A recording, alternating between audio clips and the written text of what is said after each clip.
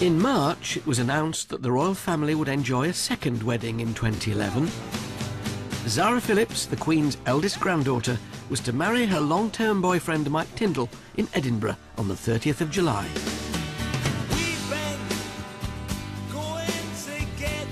We, the public, probably look back on this year and, you know, the high point obviously would be the wedding, but if you mention that to the royal family, they'd say, well, which wedding? We've had two great weddings this year. This was a low-key wedding. A 3-day Highland fling, where Zara and the young royals chose to celebrate, well, their way.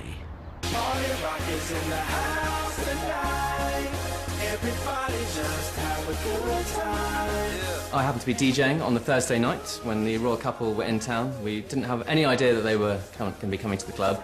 And at one point, actually, one of their friends came and spoke to me, explained who she was, said she was a friend of Zara and Mike's, and she requested Party Rock Anthem by LMFAO.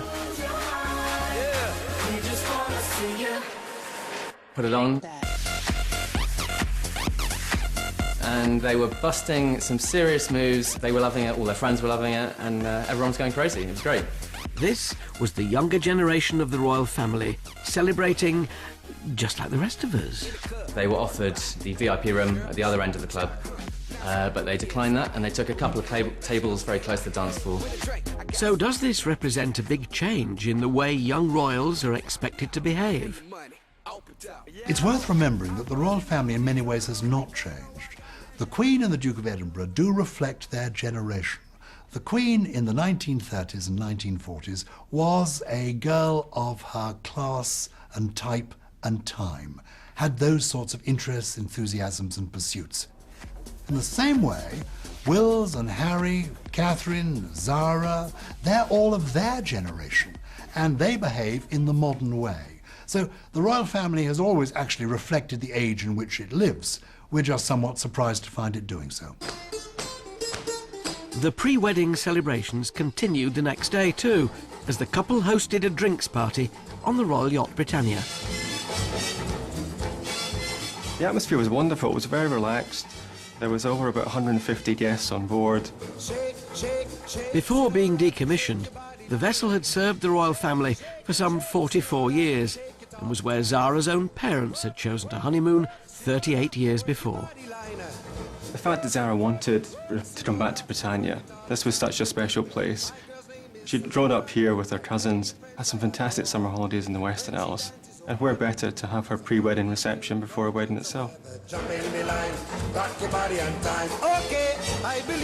Well, with the weather being so lovely, they took full advantage of the veranda deck, and we had the Royal Marines playing on board, which created a lovely atmosphere again. There was a great buzz about the place. It was almost like being in Saint-Tropez. Zara had chosen the Queen's own dress designer, Stuart Parvin, to make her gown. As ever, keeping the whole thing a secret was tricky, especially when Her Majesty is one of the other customers. We were doing the fitting for the Queen's outfit for Zara's wedding. She said to me, "Is it true that you're making the dress?" And I had to say, shh, shh, shh, because always one of the seamstresses goes with me for the fittings, and she didn't know, so that was the point. She then had to be told in front of the Queen that she wasn't to tell anyone, and it was to be kept a secret, which made the Queen laugh hugely. With Zara's wedding coming just 13 weeks after her cousin's, Stuart really had his work cut out in more ways than one. Making Zara's dress was hugely exciting, but it was a big challenge because she sort of had to hold back to see what Catherine Middleton was wearing for her wedding, because there would be so many comparisons drawn. So almost it was sort of a slightly later decision than you would normally make. But what she wanted was so very different. I think it was very nice that Zara chose the Queen's dressmaker. The night before, she was very sunburnt. Do you remember that? Sort of on her shoulders, she had marks, and Stuart Parvin managed to cover it up on the wedding day. I thought it was brilliant. There was the last-minute panic that everyone has. Sort of, oh gosh, we need a safety pin. It was more like everybody else's weddings rather than a royal wedding. Obviously, the grandmother doesn't normally arrive in a helicopter, and so there are a few differences.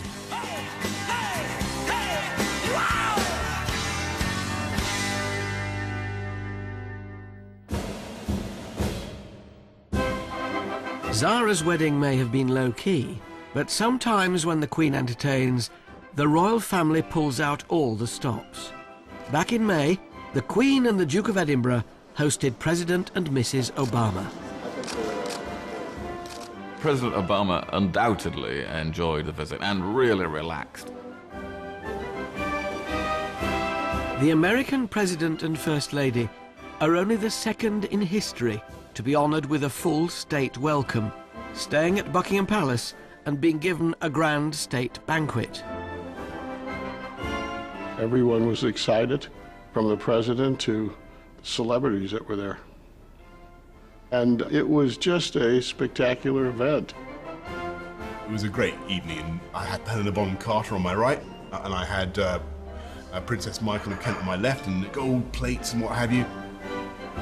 It's the ultimate party in diplomatic relations. We bring out the best silver, if you like, and we set out to impress our guests, and usually succeed. I can honestly say that the president was visibly impressed, visibly enjoying it, and told me it was the best state visit he'd ever had. I did slightly put my foot in it towards the end of the evening when I told President Obama he and his diplomats should be paying the congestion charge, which of course they should. Transatlantic travel wasn't one way in 2011. After the President's state visit, we sent our newlyweds, the Duke and Duchess of Cambridge, to Hollywood via their first official royal visit to Canada.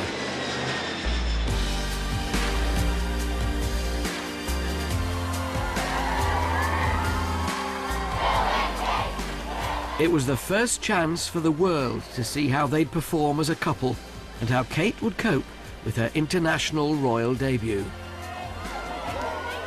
When everybody was worrying about how difficult Canada might be, they realised she had this sort of inner calm and yet was completely alert to the moment. I think she was amazing. I was really immediately struck by how confident she was. She looked towards the cameras, but not in the same way as someone, for example, for the Duchess of Cornwall, for example, who's constantly aware of where the media are, and she's always sort of flashing a smile. Kate did it more occasionally, and you almost felt as a photographer more rewarded by that smile, because you had to really concentrate and wait till it came. What I thought was interesting was that they seemed to be able to do all the things that for years and years commentators had been suggesting members of the royal family should do, you know, be more informal. I mean, they were able to go canoeing, they were able to do a bit of cooking, you know, they were seen in a variety of funny outfits, which the generation immediately preceding them, i.e. the sort of generation of the children of the Queen, if ever they did those, they never looked really quite comfortable, but this time it seemed perfectly natural. Although this trip saw the usual roster of tree planting, carriage riding and walkabouts, the Duke and Duchess refused to stand on ceremony. And when an opportunity to go dragon boat racing arose, this action couple got stuck in.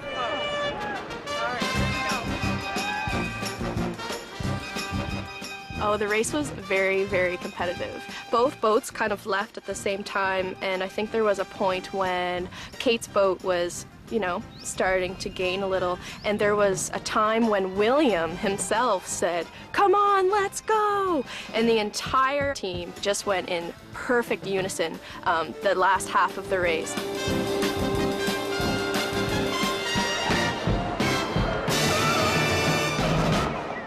You know what was really neat? It was neat to have a glimpse of their relationship and their friendship. So there were times where they were kind of joking with each other, and he gave her a little look and she gave him a little wave, and it was just really neat to see them be able to really enjoy the experience together. It just seems like they embrace life, they embrace the moment. After more than a week of touring Canada, the laid-back, outdoorsy attitude was packed away, and the glamour big guns came out as the couple took on Tinseltown. Here in America, I think the British royalty is even more worshipped than it is in the UK. It's like, wow, they're really coming to our city. To showcase the best of British new talent, BAFTA had arranged a star-studded reception for the couple to attend. Film stars are so used to being invited somewhere in order to justify an evening. This was different. It was the royal couple that everyone was coming to see, and I think the celebrities, if you like, felt much more relaxed.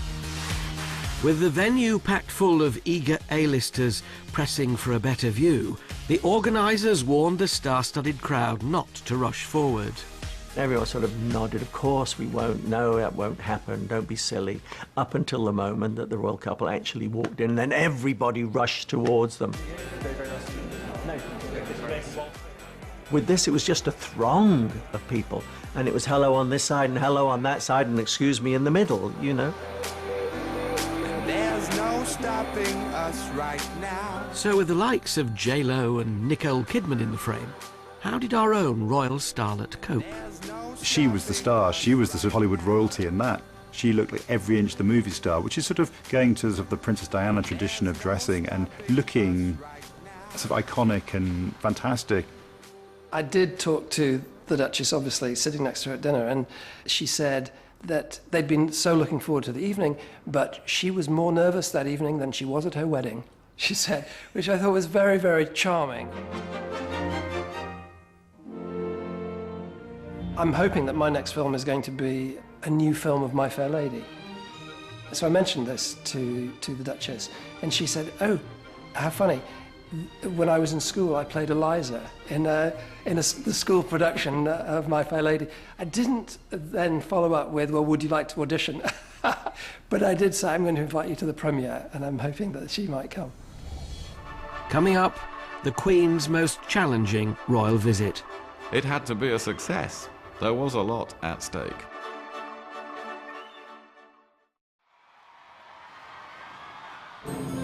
"2011 was chock full of foreign royal visits. The Cambridges won the West in July. Prince Charles and the Duchess of Cornwall had an African adventure in November, and in October, the Queen said good day down under to one of the warmest Australian welcomes of her reign. With so many tours and events in just 12 short months, it would be very easy to miss their significance. The wedding of a future king stands out, but there was one event in May of this year which I believe will never be forgotten.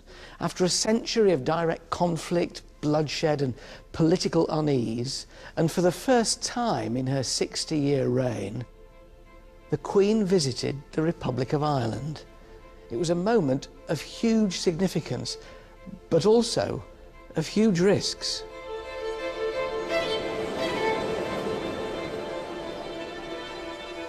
The significance of that visit is and was massive. I know people have longed for a visit like that for some time. Timing has never been right because of either the security situation or other priorities have got in the way. The first thing that I felt when I heard she was coming was terrific, but please God, let her go home safe. You know, there was that fear. The Queen's grandfather, George V, was the last British monarch to visit Dublin, and no monarch in the 100 years since has ever set foot in Ireland. It's also worth saying, of course, Lord Mountbatten, who was Prince Philip's uncle, was assassinated in Ireland in August 1979, which had a profound effect on the royal family. That was a very intense time. There was an exceptional amount of security, and of course that's never great for the atmosphere that contributes, if you like, to a tense atmosphere.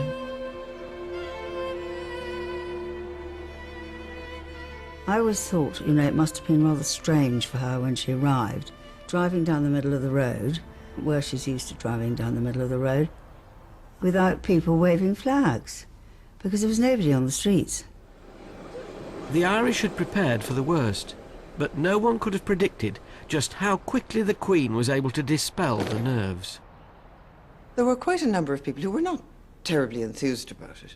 And then there were other people who saw it as, I suppose, the final act in the peace process, that this was the formalization of the treaty that we had signed so many years earlier.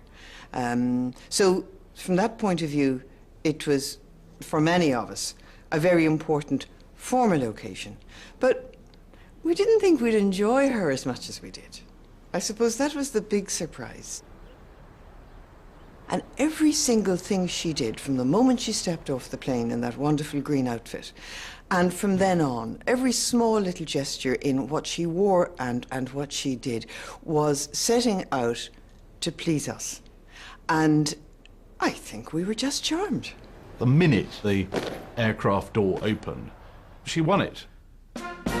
There she was in emerald green, and I was standing there with the British and the Irish press, and the Irish media just said, "Oh my God, she's in green." And that was it. You know, from then on, it was a sort of, as they say in baseball, a home run. It is wonderful that it happened in this year when President McAleese was still in the chair, because I've seen the Queen and President McAleese together, and that obviously is a very strong rapport, and it was lovely for them to share this moment. On the first night of the visit, the Queen was to speak at a state banquet, and when she did, it was a revelation.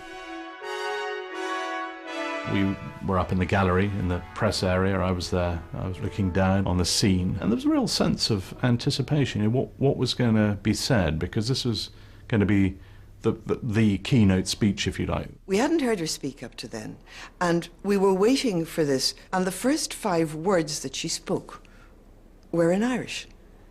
And, I mean, that was just astonishing. Agus a coisa.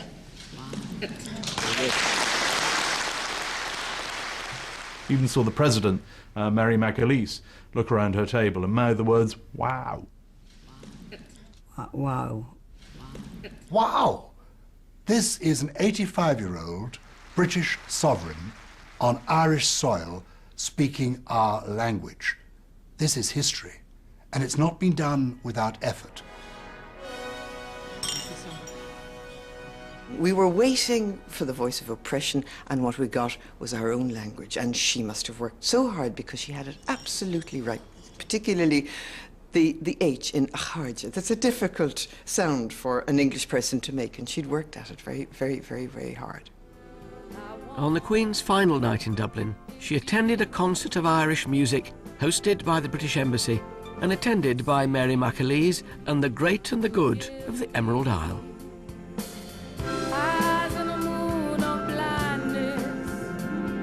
Everybody knows by this stage that the tension can now be forgotten. The state visit has been a historic success. And so then you get this great outpouring of enthusiasm, emotion, really, relief, all of these things. The atmosphere in the concert hall was brilliant. It was exciting. It was electric. You know, you could actually feel sparks coming. It was that exciting. Irish broadcaster and writer Olivia O'Leary made an emotionally charged speech. Here's a petite, smiling woman with her tall husband, a grandmother, paying respect to our traditions from the moment she stepped off the plane in her wonderful green outfit, making her way valiantly around all the symbols of our shared past, our shared present, in an attempt to build a friendship of equals. I was trying to be truthful, and all I was trying to say was, from our side of the fence and from your side of the fence, you know, there is a big gap in between, but you have done everything you possibly could to bridge it, and we know that. As she passed by yesterday, she waved at one excited youngster who I think caught the mood for all of us. "It's the Queen," she said.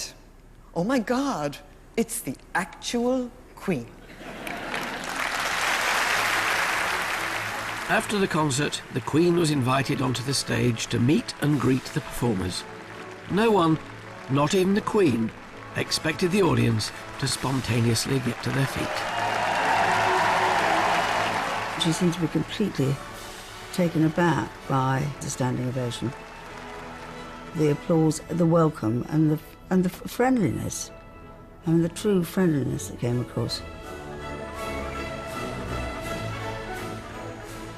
I just remember her turning around and the warm smile on her face. I think she was taken aback by the warm applause she was given and the warmth she felt in the room. And she did have a huge big smile, and so did Philip. He just kind of went like that. Oh, you know, looked back behind. It was just lovely to see it. And it was lovely to see the warmth that was there and the respect.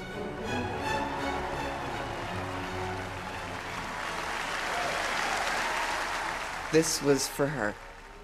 And I think it was the first time, too, that people had been able to show how delighted they were that she had come. She did have a tear in her eye, and I caught that as she turned to look at them, and was just gleaming. And she was touched by it. She genuinely was touched by the whole thing. I think we all were. We were all moved by it. This was a dramatic event in my experience. But we hadn't really expected the scale of it, the emotion of it, the intensity of it.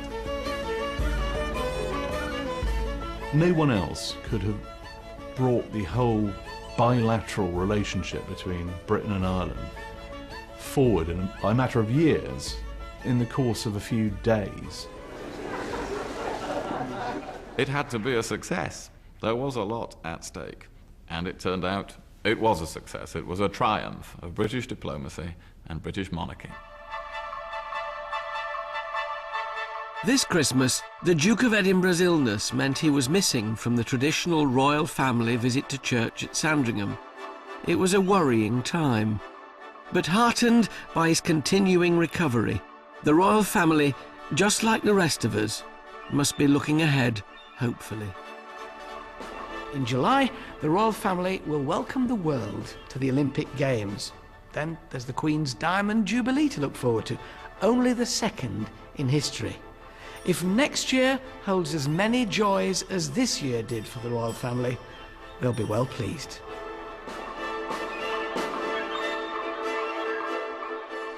From a great year to a difficult time for Her Majesty, chronicled in a film that won Helen Mirren an Oscar for her portrayal of the Queen tomorrow at 4:05. Next, Cameron Diaz and Kate Winslet are looking for love at Christmas. The holiday is after the news next.